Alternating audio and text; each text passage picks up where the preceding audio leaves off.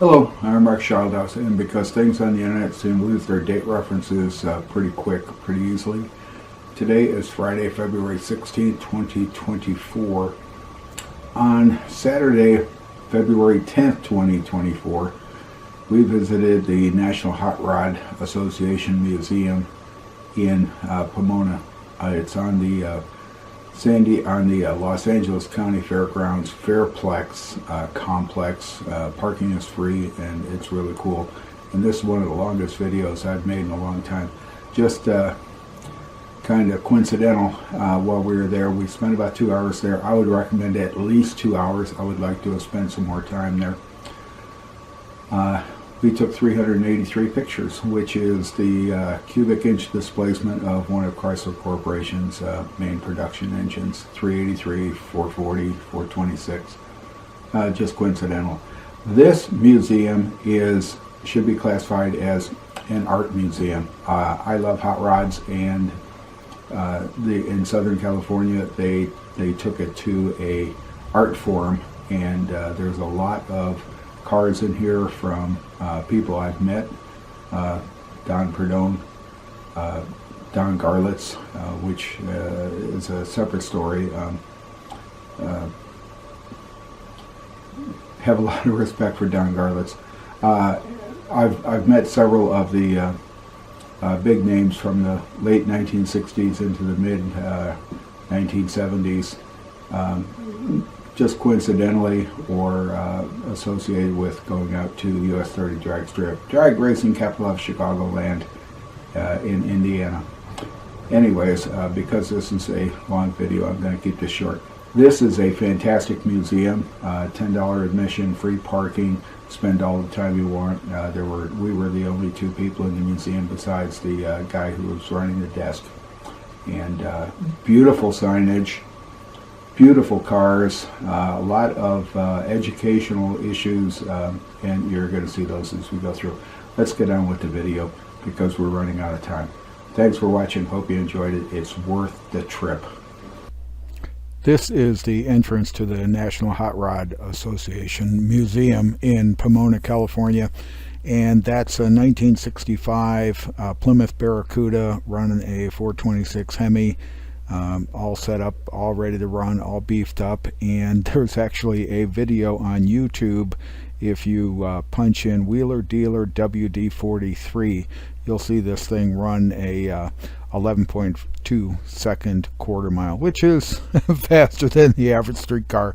And the guy who drove it is apparently not a professional racer, so he could probably cut that down by a little bit with experienced hands in the car.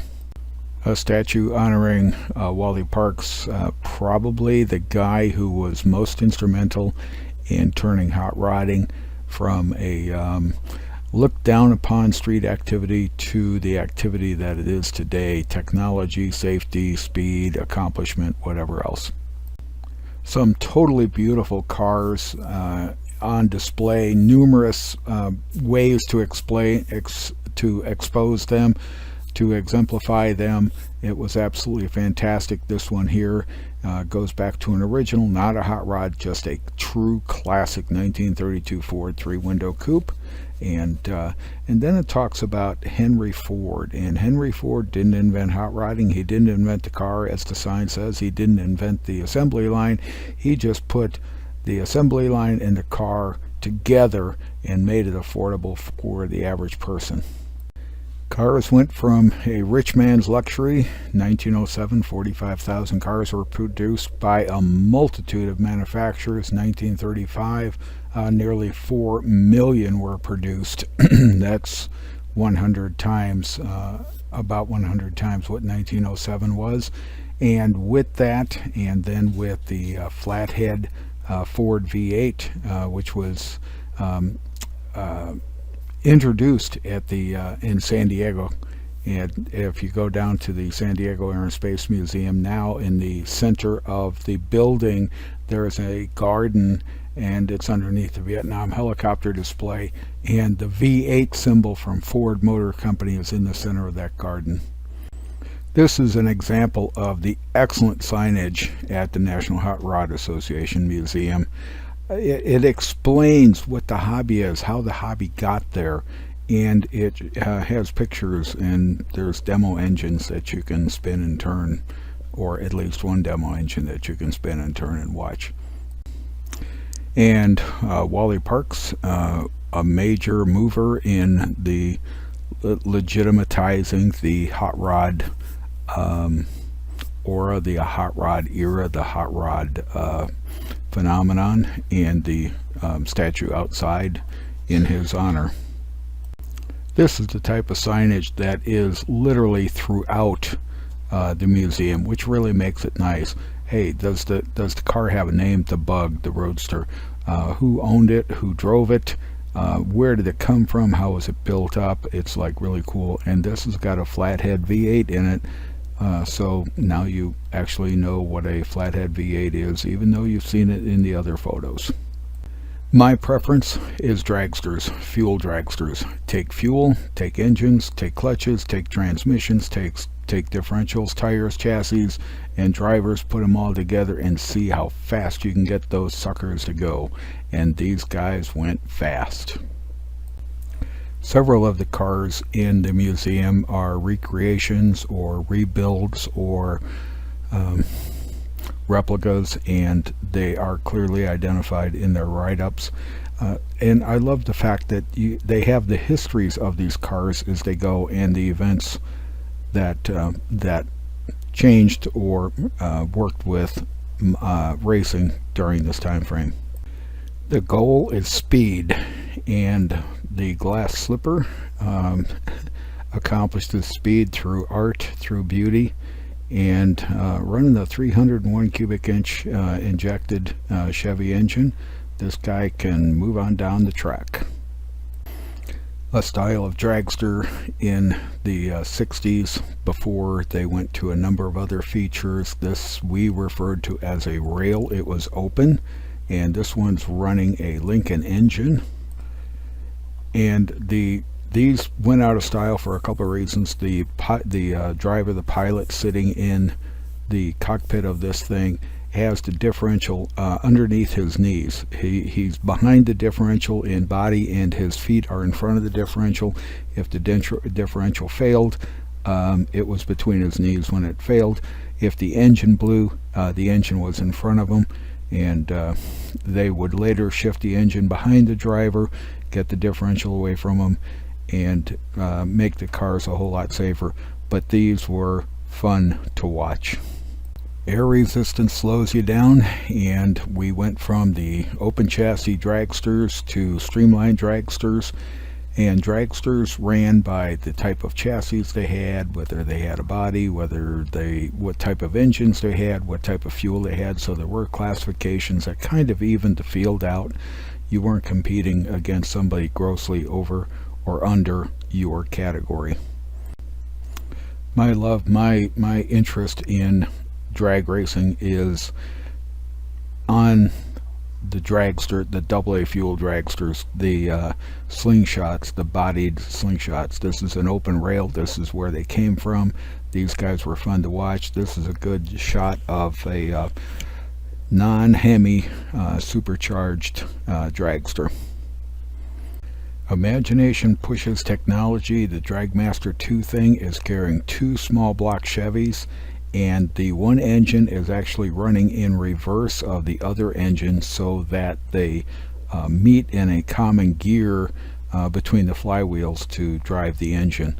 This is pushing technology and therefore pushing speed. It was done to overcome a restriction on the types of fuels they were allowed to burn. Another example of just a beautiful engineered, built, maintained car. A 327 supercharged Chevy small block is sitting on this dragster, and as you read the profile, on its last race it was rolled into a trailer and left there. You gain speed through a number of things. Streamlining is one of them, and this is just a beautiful car to look at, and these guys did a really good job on this thing. A 274 cubic inch carbureted Mercury flathead, and it did 143.95 miles an hour. This is an example of what someone with a passion for this can do.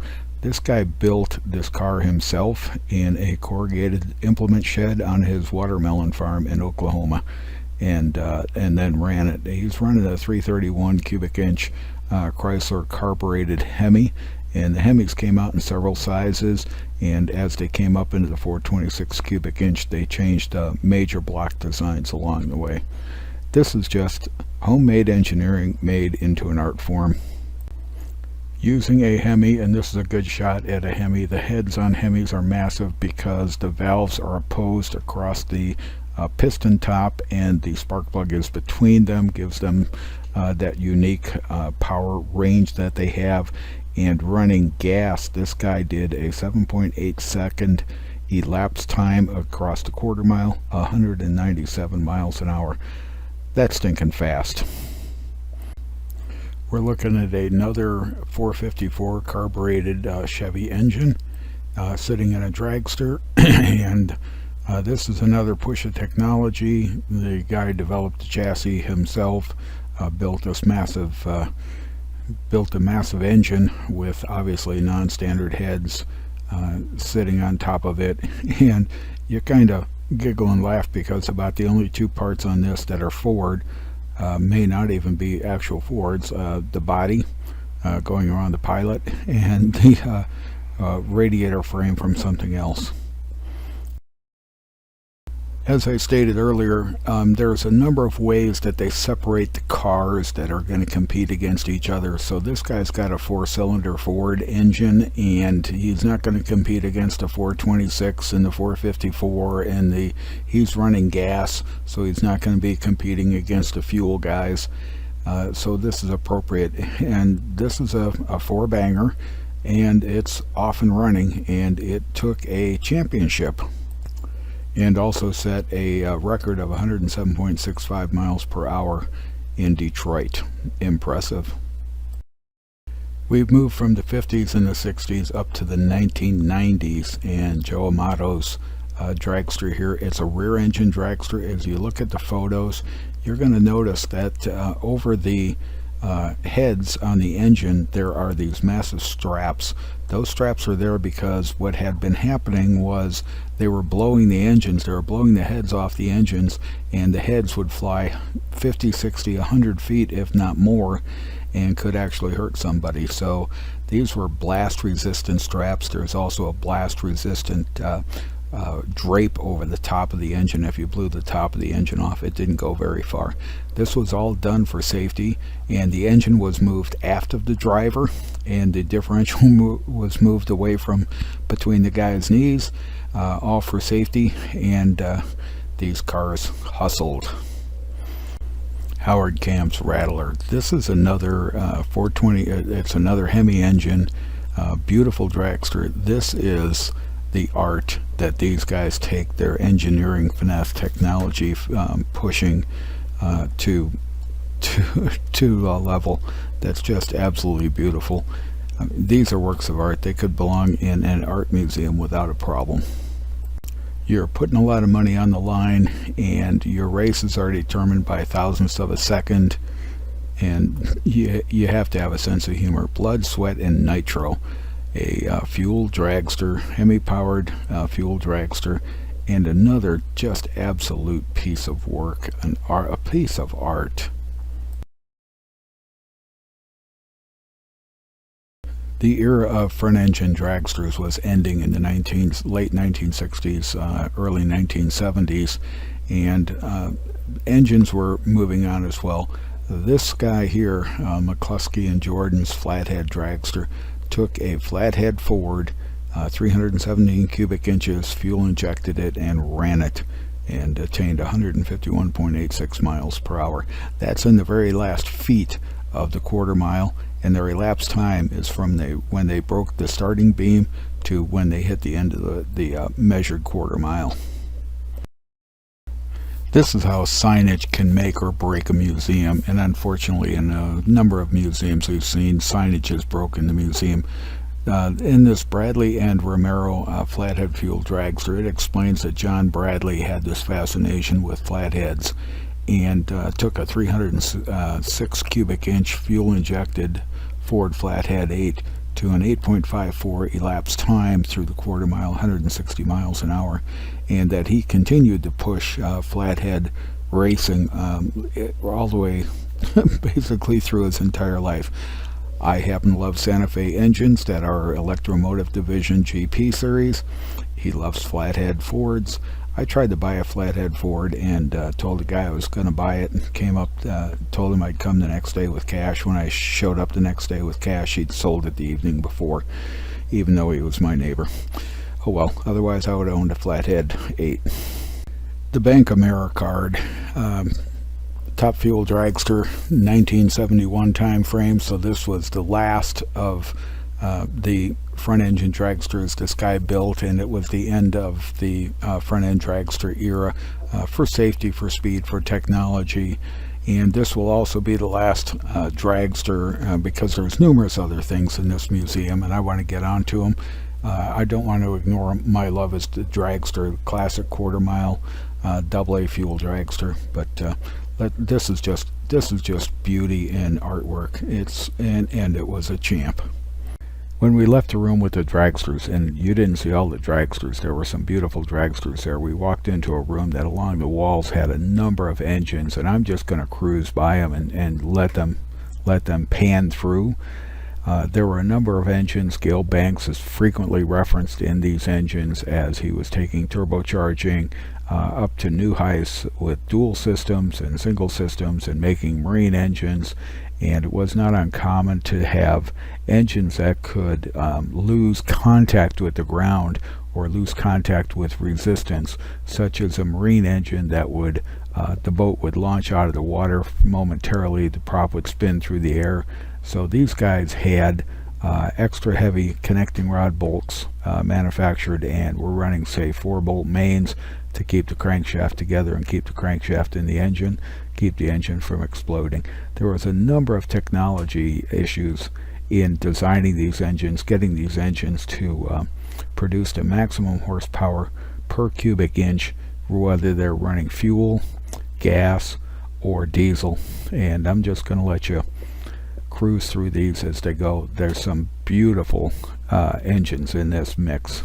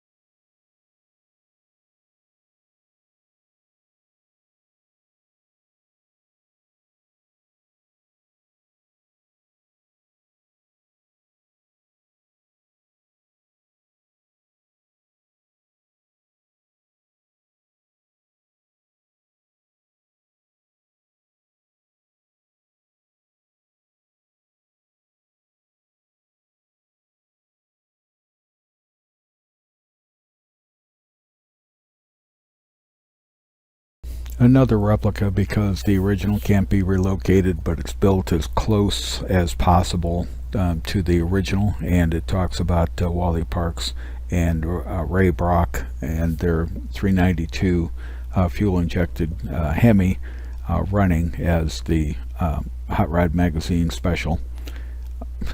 These guys were pushing technology when you can take these cars and in their time frame run them where they were going. You look at what the speeds they accomplished today and you say, well, you know, that you can accomplish that with a lot less. Well, at the time it took a lot to accomplish it. Another replica, because the original is gone, but people who cared and loved this built the replica to represent and respect the individual Wally Parks. This is quote-unquote the classic 1950s street rod.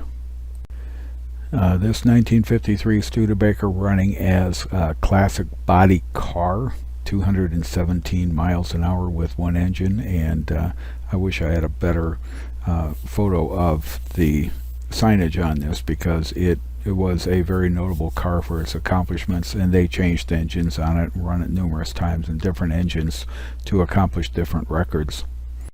I'm kind of laughing. Maybe this gallery of the museum should be the Gale Banks Museum. It's another Gale Banks vehicle, this Trans Am, reaching 267 6.618 miles per hour on gas. That's an accomplishment. But he did that with a 1700 horsepower 454 engine.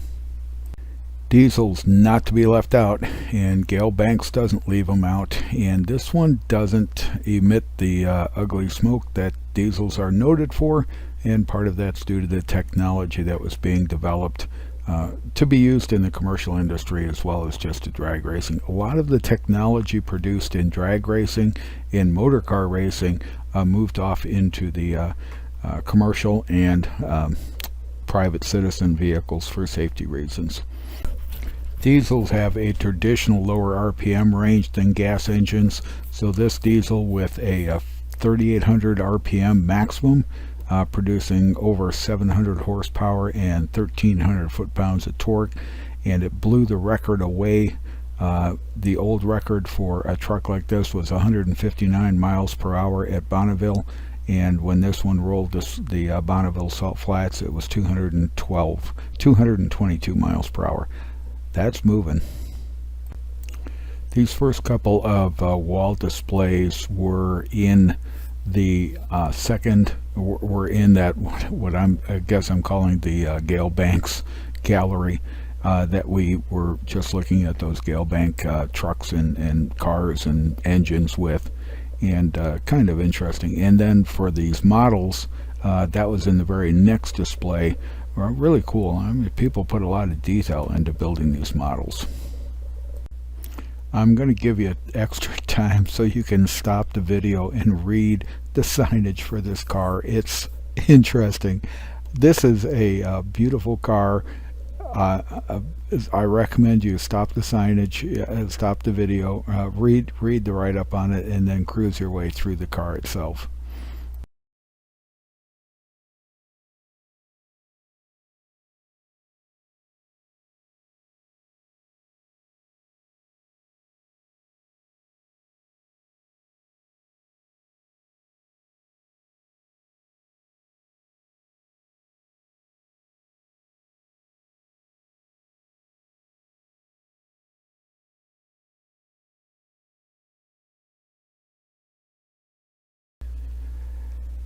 Ed Sigmund's Snarples, however you pronounce it, I never even forget that, is a 1972 era car, and it's 2024. However, Barbie was then, Barbie is now again, and not that she ever left, but I think this is probably the closest you're ever going to get to a real Barbie car. It's beautiful. I don't think I'd drive it in this color. If you follow drag racing or have followed drag racing, and I don't follow drag racing, every once in a while I'll put it on television and watch it. If I do, I'm after the AA fuelers, the dragsters, and the funny cars, the guys who can really push it out. I do like watching the rest of the technologies, guys who take cars that they drive to the track and drive on the street legal. John Force is a name that is more than appropriate, and his family, his daughters, are into racing, and here's two different cars that were at the museum, and I put my wife in the one that you did the photo ops with, just for fun. Yep. Nope. Well, you're not.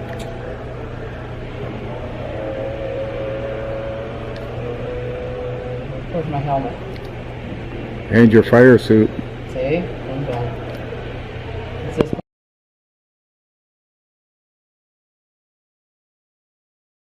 there are some cars that just belong in a movie. And the City of Industry Special, which is a Curtis Craft manufacturer for Steve Parat, is one of those cars. This is just beautiful. Tom the Mongoose McEwen and Don Perdone, as the signage says, the rivalry goes back a long way. Funny Cars got their name because initially they were AA fuel dragsters with fiberglass car bodies on them, and they did wheelies the entire quarter mile. And when the dragsters were doing 220, 230, these guys were doing 150.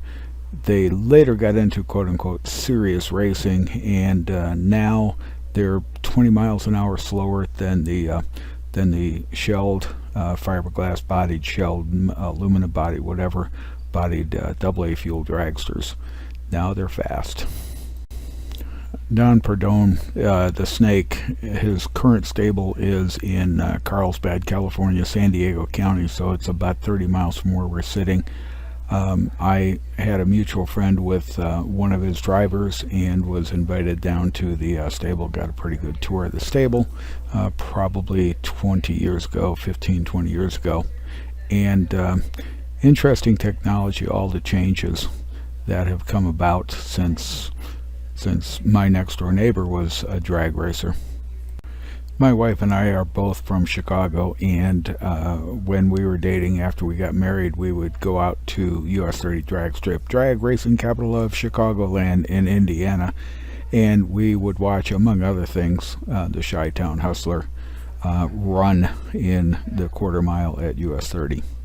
If you've been watching the elapsed time, 5.92 seconds, and the speeds, 251.39. The speed is recorded the last 100 feet or so in the quarter mile. It's not over the quarter mile, and it's not the time equated to the speed. It's what's referred to as the traps. So in 1983, they're now running sub 6 second quarter miles and exceeding 250 miles per hour in the quarter. That's an accomplishment of technology. With Bell's Parnelli Jones Mustang, let's jump back and look at 1973. The last scene we looked at, I think, was 83. In 73, the funny cars are running 225.9 miles per hour, 6.9 seconds. So they've dropped quite a bit in 10 years as technology rolls on. When you've got a name that draws attention, that draws respect, that draws recognition, you stick with it. So the Chi-Town Hustler, this is another one of their cars. I didn't look at the timeline. I don't remember the specific cars they ran. I just remember the names from 50 years ago. With the LA Challenger, you get to see what's underneath a fuel funny car. A chassis, an engine, a driver's compartment, and the only real difference mechanically or engineering wise between this and a AA fuel dragster is the fact that these guys get car bodies to be put around them, and that's about it.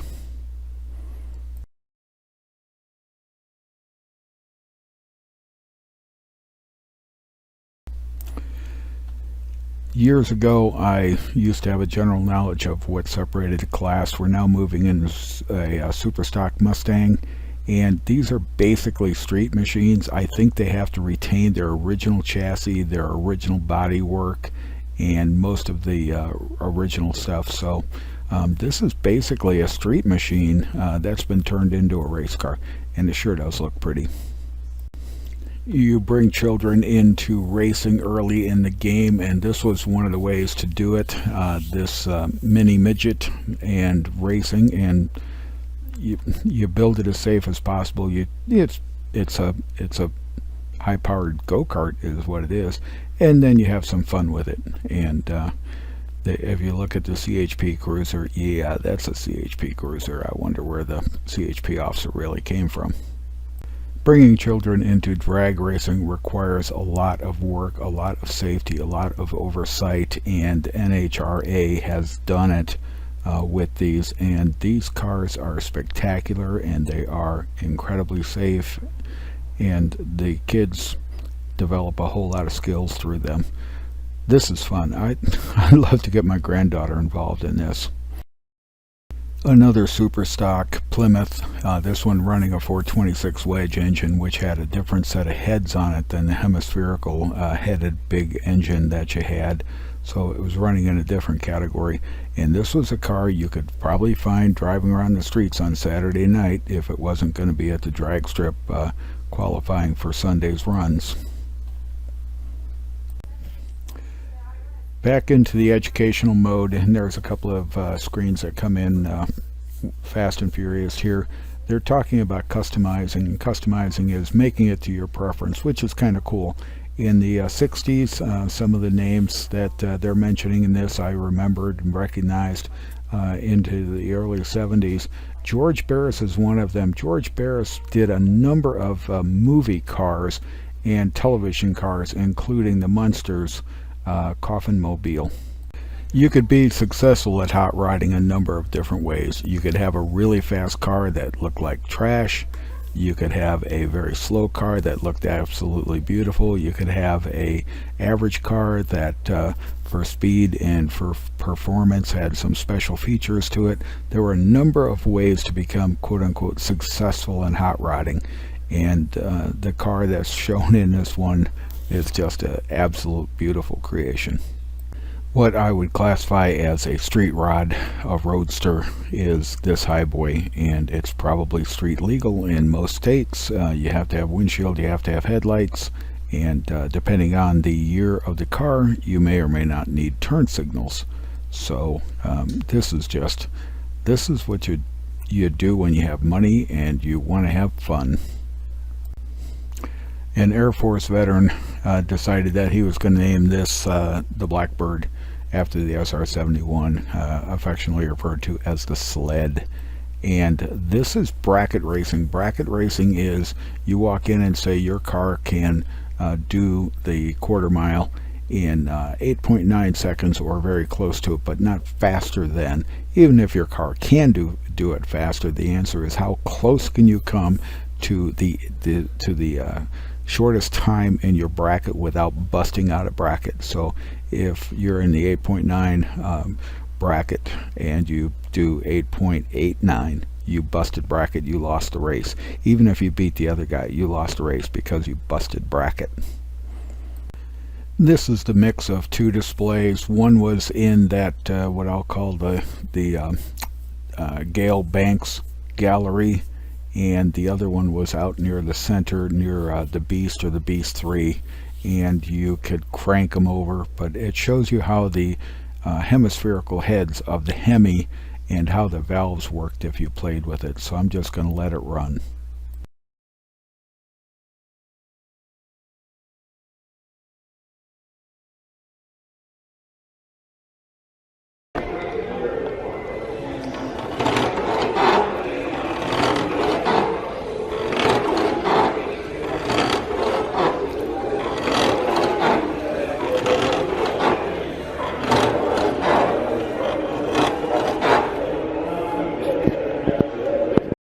I'm looking at my time and how much I've got to go, so I'm just going to let these run without addressing them individually.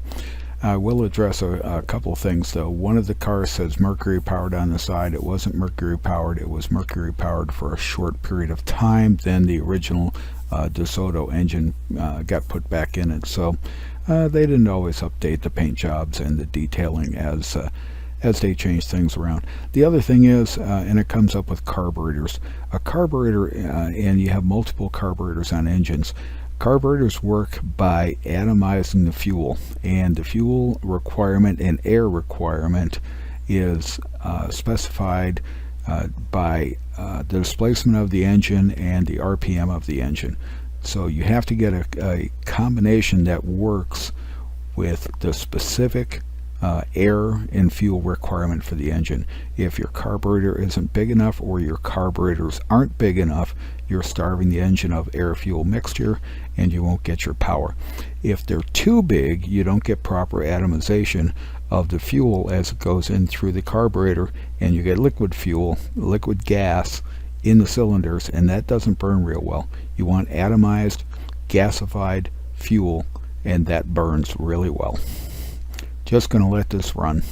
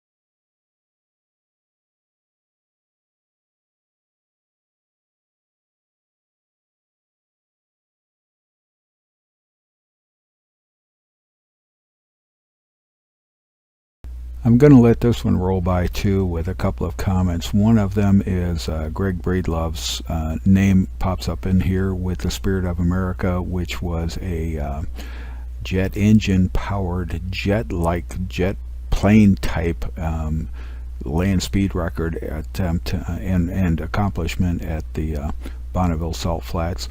The Spirit of America is currently in the Museum of Science and Industry in Chicago, and I've seen it many times.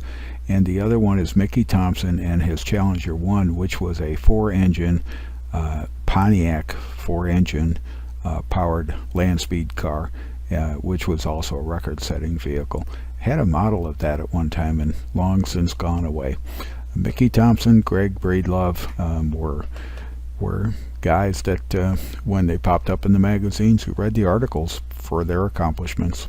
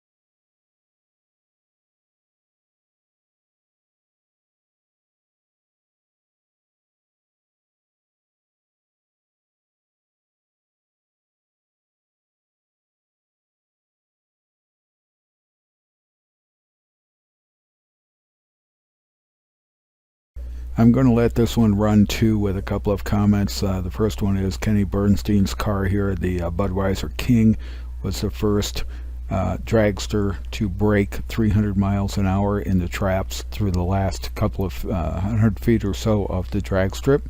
4.79 seconds. That's pushing technology. That's really going good. The Travers Racing, Johnson's Racing Travers Tool car has a history behind it, and racing, as much as they put into the safety concepts of these things, the answer is something's going to go wrong, and this one has a history, and the driver died.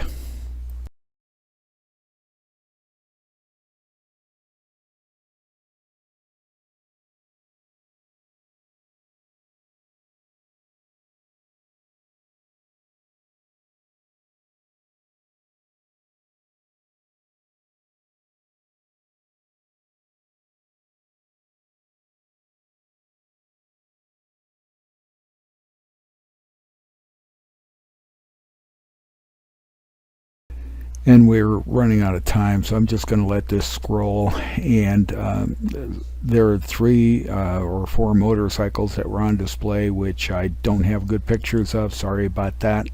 But they do bring that in, and they were interesting to look at. This is a fantastic museum to go to. We showed up on Super Bowl Sunday. We were the only people in the museum. The guy who was running the desk and the 2 of us, and we just had the museum to ourselves for about 2 hours, and we just walked around. I think I shot 383, which is kind of ironic. Chrysler Mopar engine, 383 cubic inches. Anyways, this is a fantastic museum. It's on the LA County Fairplex grounds, free parking, $10 admission, and we spent more than 2 hours there, 383 photos, and names that I know from growing up. And my next door neighbor was a drag racer, and I got to work with him in his cars. A friend of ours when I was in high school was a drag racer. They were running a 427 gas-powered rail job in the late 1960s, and several other people in the area were running rails and really hot cars, and I mean, we souped up anything that rolled. I hope you enjoyed it. It was fun. The museum is great, and a really nice gift shop. Thanks for watching. Hope you enjoyed it.